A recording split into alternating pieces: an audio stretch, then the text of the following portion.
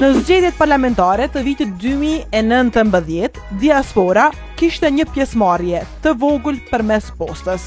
Rreth 20.000 vota jashtë vendit u morën në konsiderat, që ishte shumë më pak se sa viteve më të fundit.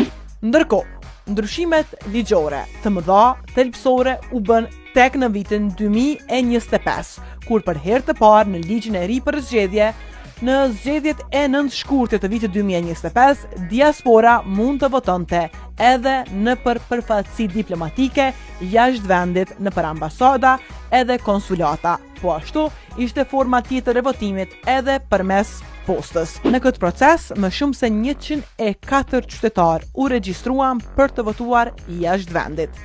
Rreth 84.000 prej tyre zgjodhen votimin me postë dhe pjesa tjetër votuan në përfaqësi diplomatike nga jashtë vendit.